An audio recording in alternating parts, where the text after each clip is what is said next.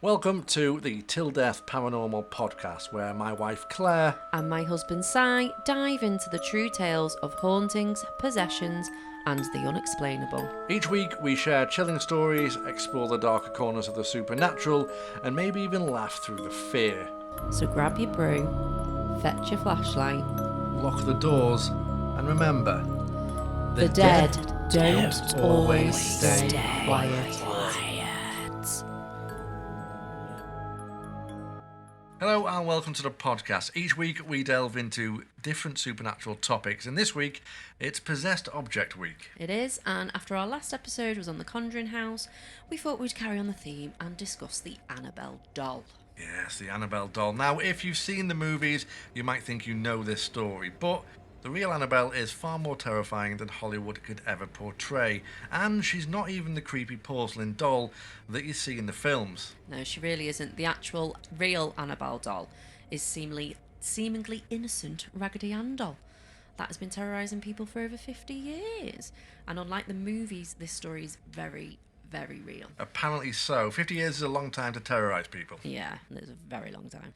Okay, so let's start with what Annabelle actually is. So forget everything you've seen in the movies. The real Annabelle isn't a Victorian porcelain doll with a cracked face. No, she really isn't. She's a large Raggedy Ann doll about 3 foot tall with the classic red orangey yarn hair, button eyes, and the perpetual stitch smile. Yeah, that creepy smile that never seems to fade. Yeah. According to paranormal investigators Ed and Lorraine Warren, Annabelle is what they called an inhuman spirit. Not the ghost of a deceased person, but something that was never human to begin with. Something, and I'm going to use a word you don't like, something demonic. Ew. So, yeah. So the Warrens claimed this entity attached itself to the doll and it used it as a conduit to interact with and terrorise the physical world. But here's what makes Annabelle so particularly dangerous, is that she's not just haunted. She's allegedly possessed by something actively malevolent.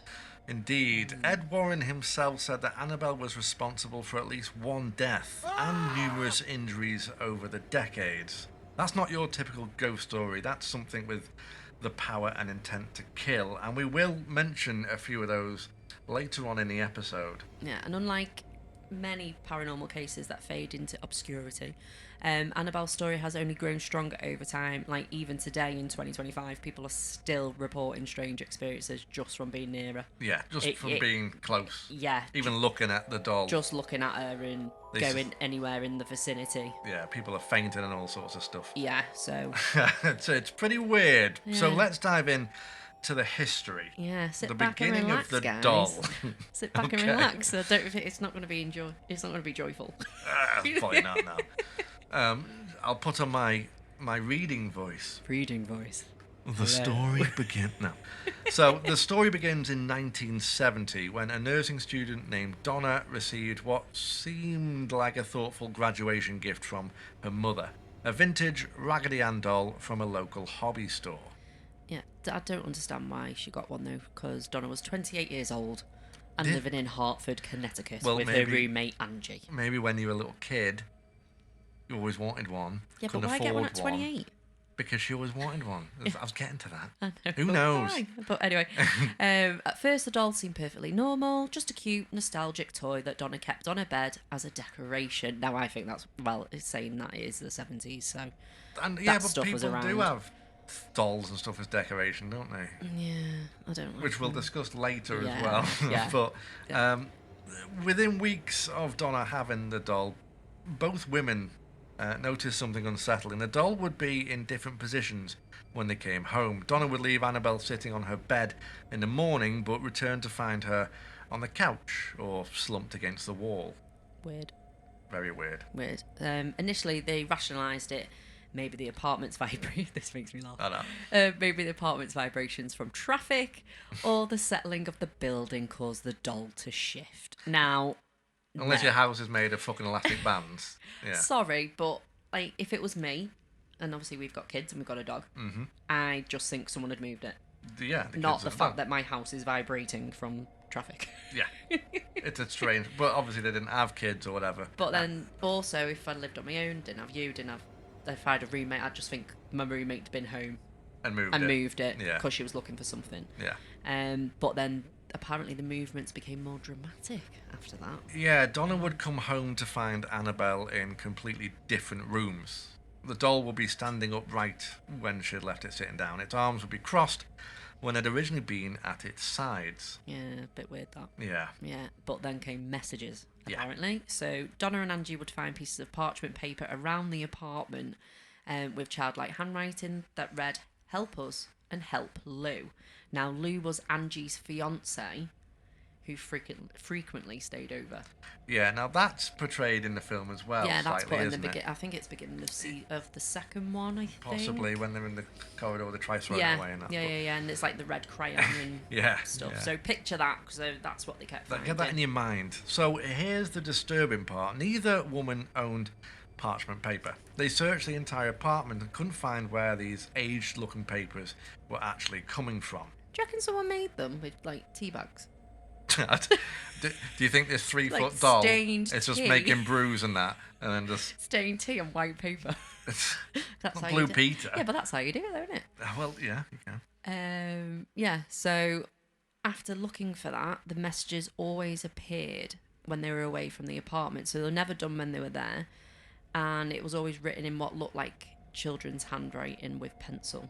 Yeah, The writing was shaky, desperate, and pleading. it's always a good sign. Yeah, always a good sign, isn't it? But the most terrifying incident happened to Lou himself. One night while staying over, he felt something climb onto his chest while he was laying in bed. When he opened his eyes, Annabelle was sitting on his chest, slowly sliding her rag hands up towards his throat. Nice. Oh, what a wake up. So when Lou woke up, he threw the doll across the room and immediately woke up Donna and Angie. But when they turned on the lights, Annabelle was back in her usual spot in the bed, sitting perfectly still with that stitched smile. How creepy. Like, can you just imagine that? Yeah, if you were Lou, If you were Lou, you'd be crapping yourself. put yourself in, I'm not going to say Lou's shoes because he was in bed, put yourself in Lou's boxers, right? They would be brown. Put yourself in his pyjamas. Yeah. They'd be brown. Yeah, they would be, definitely brown. Yeah, they're not nice at all. But that's when they decided that they actually needed help. They contacted a medium who claimed to communicate with the spirit of a young girl named Annabelle Higgins, who had died on the property decades earlier. So, according to the medium, this little girl's spirit had found comfort in the doll and just wanted to stay with Donna and Angie because she felt safe with them. Feeling sympathetic, the woman gave the spirit permission to inhabit the doll. Who was this fucking medium? Who was this medium? Because, no. Don't give anything permission. No, you don't do that. You just don't. You really don't. You just don't. No. You just don't. No. And that decision, according to Ed and Lorraine Warren, was the biggest mistake they could have made. Yeah, so this is where the Warrens' interpretation becomes crucial to understanding the case. Yeah. So Ed and Lorraine Warren were called into the investigation in the mid-70s and they immediately recognised what they were dealing with. Yeah, according to the Warrens, there was never a little girl named Annabelle Higgins who died on the property. The entire story was a deception created by what they called an inhuman spirit. Essentially, a demon. Yep. Yep. Don't do demons. Yep. Nope. Yep. So Ed Warren explained that demons are master manipulators. They study their targets, understand their weaknesses, and craft the perfect lie to gain what they need most. And that is permission to enter your life. Which is essentially what the girls did off the back of that. Yeah, through seeing the medium. Yeah. The story of a lonely girl who just wanted love and companionship. It was specifically designed to manipulate Donna and Angie's nurturing instinct. As young women trained to be caregivers, they were naturally inclined to help a lost child. So clever if it was. Yeah. But by giving the spirit permission to stay, they had unknowingly invited something demonic into their home. So in Catholic demonology, which the Warrens followed, invitation is crucial. demons need some form of consent to establish a strong hold. Yeah, like vampires that can't go in your house until you invite them. Until you invite them, it's that kind of shit. They need invited. You just never say, yeah, okay. You say, no, I do not give you permission. Yeah. If you go anywhere, you need to make sure you do that. Yeah, I mean, we watch a program called Supernatural. If you've not seen it, very good. Yeah, you need to watch that. Even on that show, angels and load of weird stuff goes on. But even they need permission to go in. Yeah. So Lorraine Warren, she claims to be a clairvoyant and said she could sense a malevolent presence around the doll immediately. She described it as cold, hostile, and completely inhuman. Nothing like the gentle child spirit that the medium had described. So the attachment process, according to the Warrens, follows a pattern. It's infestation, oppression, and then possession. So the doll represented the infestation stage, the demon establishing a physical presence in our world. But the entity's ultimate goal wasn't to possess the doll, it obviously wanted to possess a human being. Lou, who had the most dramatic encounters with Annabelle, was likely being targeted for that possession. So Ed believed that if they hadn't intervened when they did, the demon would have eventually succeeded in possessing Lou, using him as a vessel to cause much greater harm. The fact that the entity chose an innocent-looking children's toy as its vessel was no accident. It was psychological warfare. Who suspects a cute Raggedy Ann doll of harbouring something evil? I don't. Fucking no one, no. I don't, even though I fligging hate dolls. Oh, I hate dolls. Can't stand. It was before Annabelle as well. But it's just a cute doll, in the Isle of Argos. You wouldn't know.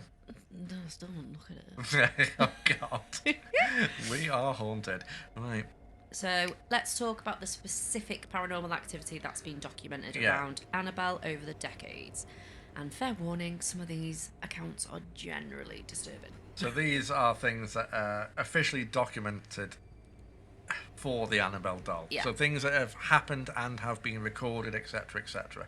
So this is just some of. Yeah, some of them that we found. There's going to be a lot more. Yeah, there'll be a hell of a lot But these are the main ones that have been documented. So beyond the movement and mysterious messages, there were actually also physical attacks.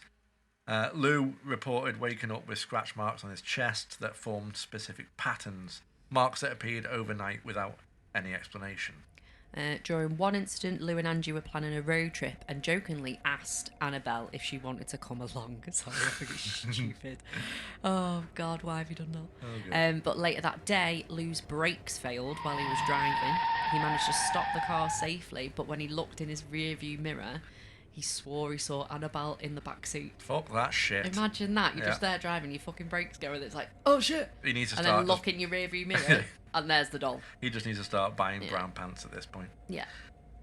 So, the Warrens documented that Annabelle would leave what they call calling cards, i.e. signs that she was still active. People would find small objects moved in their homes after encountering the doll, or experience electronic disturbances. Yeah, so in the Warrens Museum, staff reported that the temperature would drop significantly near Annabelle's case.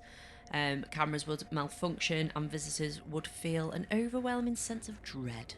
One of the most chilling incidents actually happened in the 1980s when a young man visited the museum and mockingly challenged Annabelle, banging on her glass case and daring her to scratch him like she had done to Lou. So Ed Warren told him to leave immediately, but the man laughed it off. Oh, God, I hate this bit.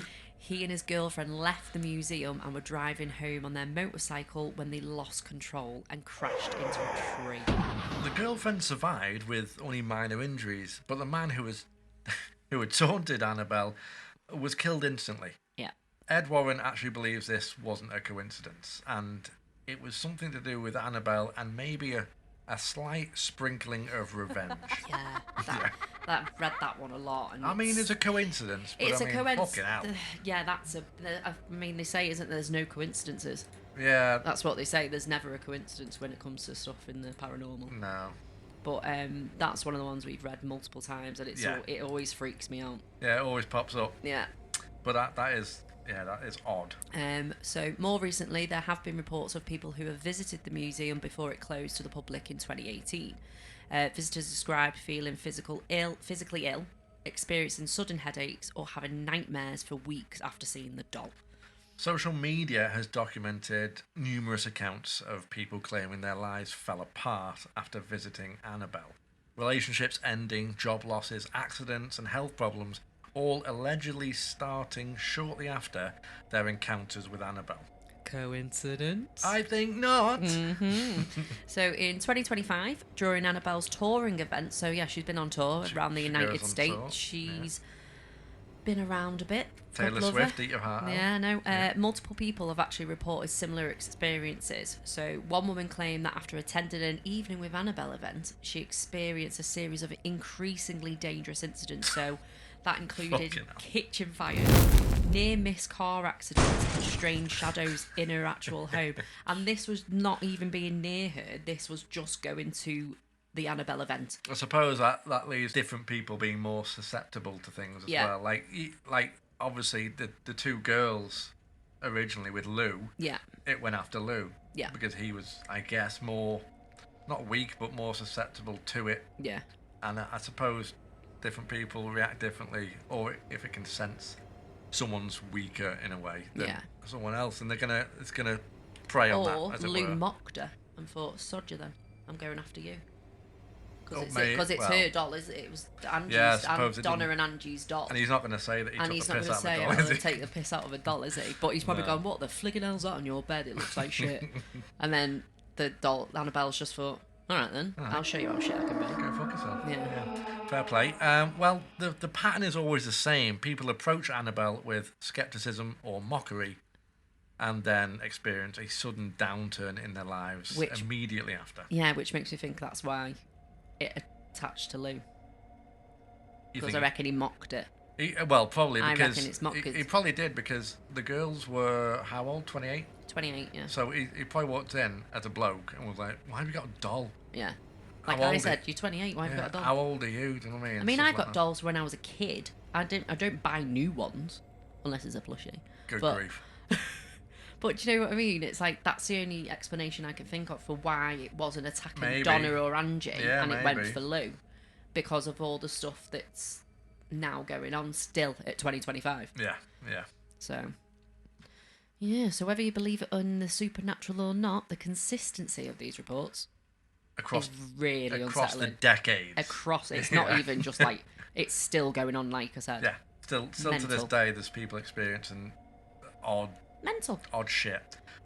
So, Like we said, no coincidences. we're going to move on to now the effects on people. So the psychological and physical effects on people who've encountered Annabelle are remarkably consistent, like we just said, which is either proof of her power or evidence of mass suggestion, depending on how you look at it. Yeah, so Donna, the original owner, reported chronic nightmares and a persistent feeling of being watched even after the doll was removed from her home.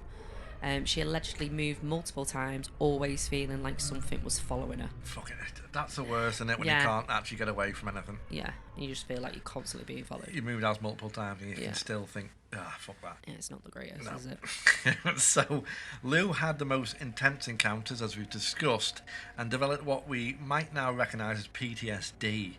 He became extremely paranoid about dolls and refused to be alone in rooms with them for the rest of his life. I'm not surprised. I know.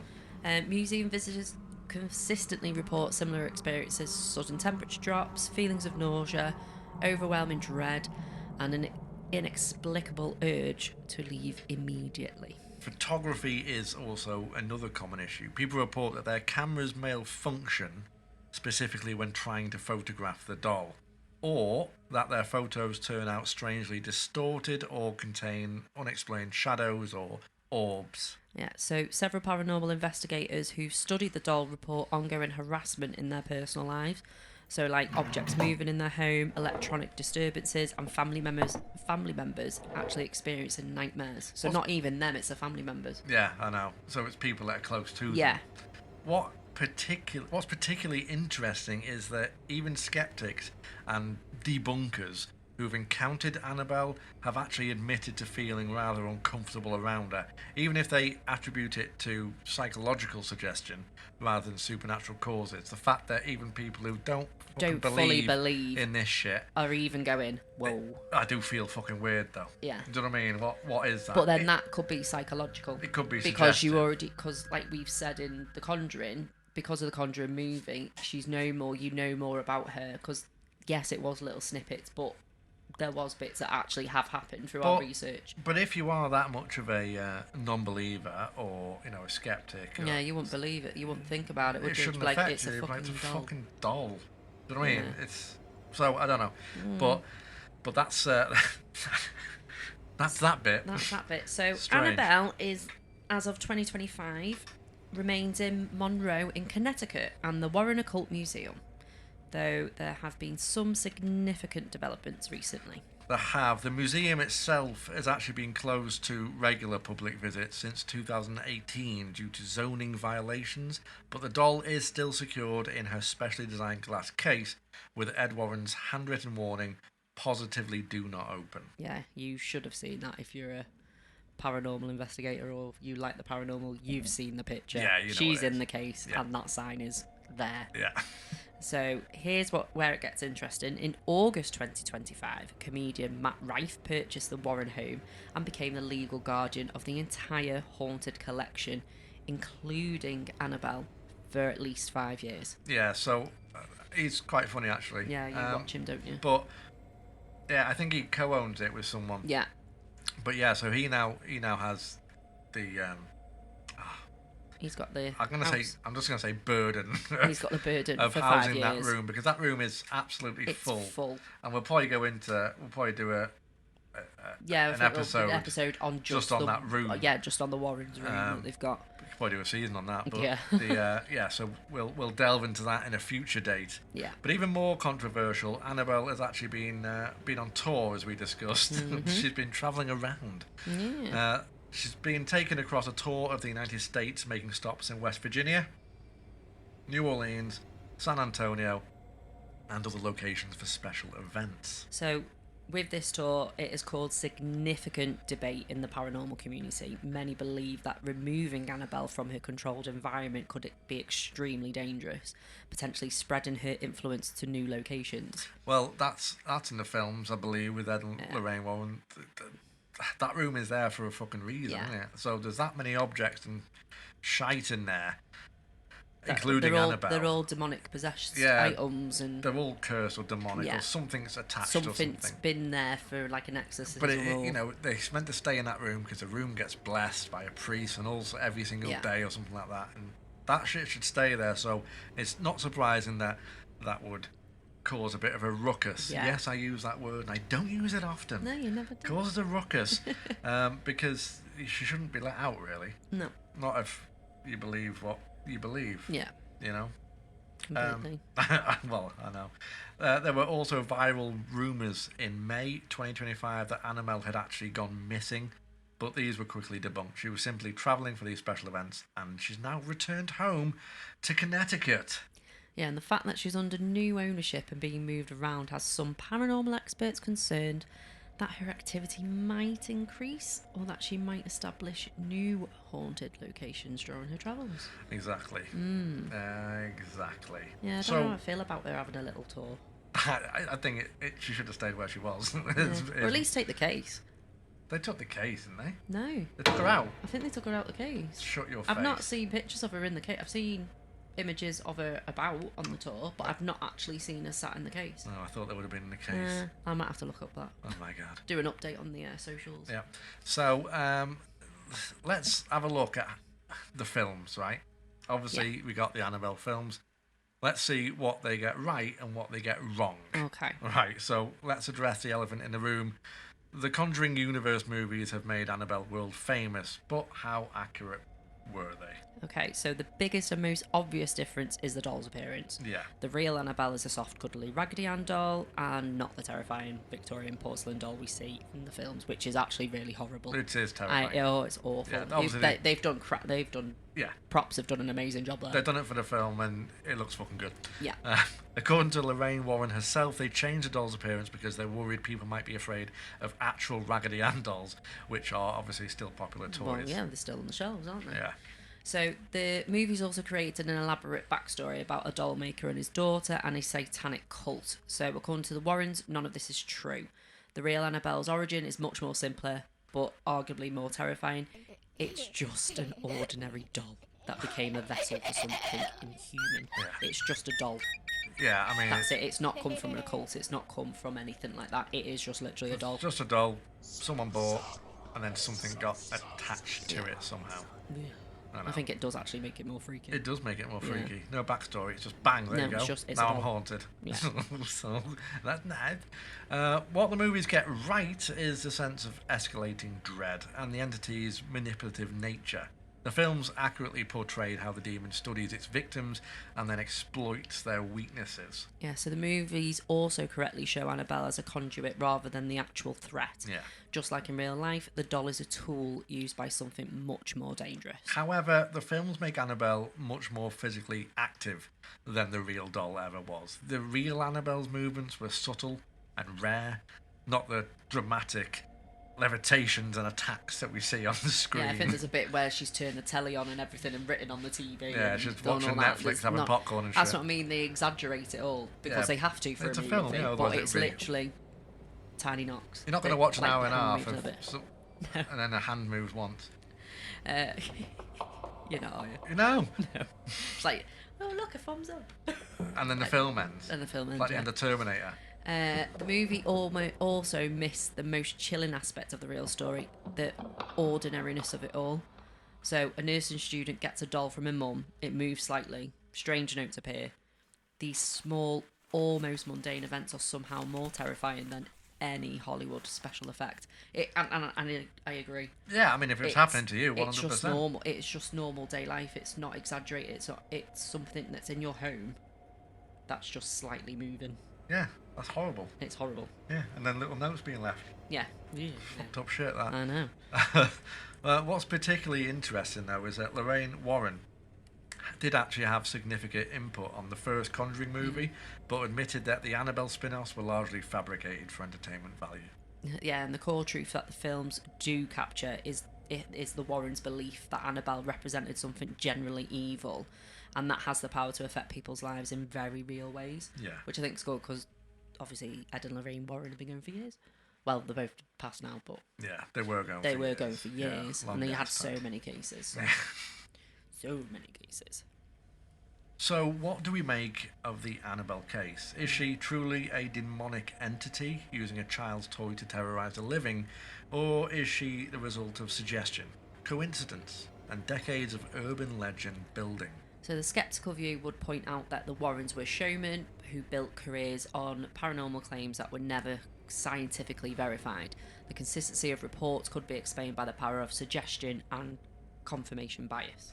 But believers would argue that the sheer number of consistent reports across decades from people who had no connection to each other whatsoever suggests something genuinely paranormal is happening here. Yeah, so what's undeniable is that Annabelle has become more than just a doll.